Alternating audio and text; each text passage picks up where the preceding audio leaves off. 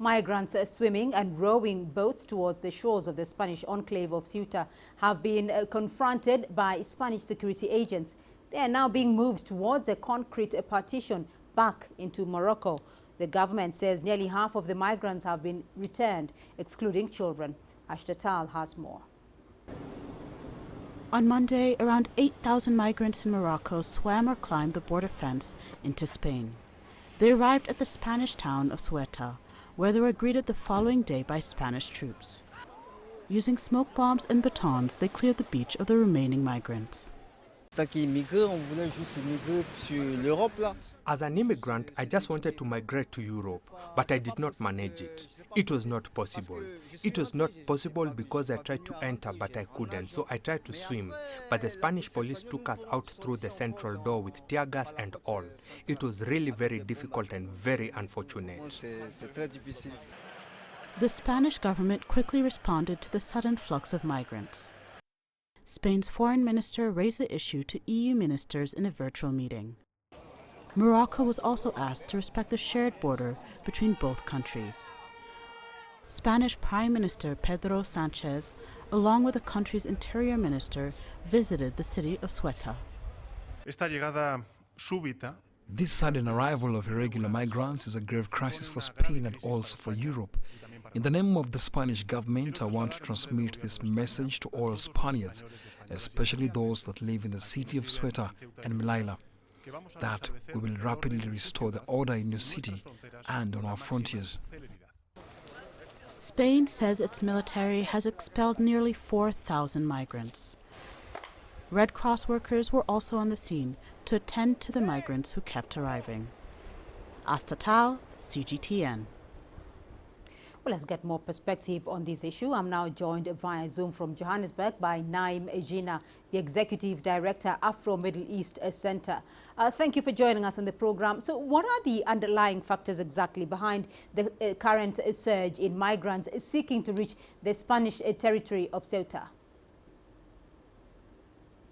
So, of course, the movement of migrants from Morocco into Ceuta and Spain more generally has been an ongoing thing. It's not something new, but as you're saying, there was this surge now over the past 2 or 3 days. And the real factor for this, the real reason for this, is the kind of reason that exists with the migrants all over the world. Migrants are often used as political tools, as chips in a political game. So this has been done in the past by Turkey, for example. Now it has been done by Libya. Now Morocco, where Morocco is upset with Spain because they allowed a Polisario leader into the country for medical treatment. And so how do they retaliate? They open the gates for migrants to cross into Spain. Of course, when I say Spain, it's this little part of the northern part of Africa that Spain claims as its own. So the migrants have become political football, and the surge that we're seeing over the past 3 days is simply because Morocco allowed it to happen as a way to teach Spain a lesson. So this migrant situation, it's sort of been a back and forth for some time now. How should this issue be addressed, given the often brutal response by security agents? Well, what is really required is a complete kind of global change in the way that migrancy or human mobility is discussed and is dealt with.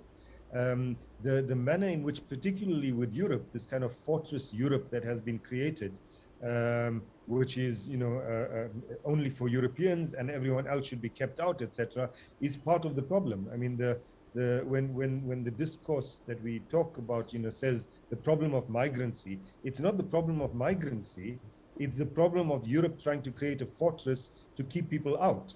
After, of course, they had colonized vast parts of the world, then to keep those people out of it. And there's no real reason for this, frankly, considering that in Europe, birth rates are as low as they are, population is decreasing, etc. So what's the point of wanting to keep migrants out, right, except a kind of racism and xenophobia? So The question then is, how worried should the rest of Europe be given the current state and given past waves of migrants trying to reach European shores? I think it's the wrong question. Sorry to say, but I think it's the wrong question. The question is how worried should migrants be and the countries from which migrants arrive. Europe is the problem. Europe is not the victim in this. The victims are migrants who, who are looking for a better life, who in many instances are looking for a better life because of war, poverty, etc. in their own country, often created by having been created by European powers, and then they end up drowning in the Mediterranean. And that's why I say we need a whole new understanding of what human mobility is about, and a buy-in from global powers particularly about how the issue is going to be dealt with and how humans should be allowed the right to be mobile between nation states. All right, Na'eem Jeenah joining us there from Pretoria. Thank you.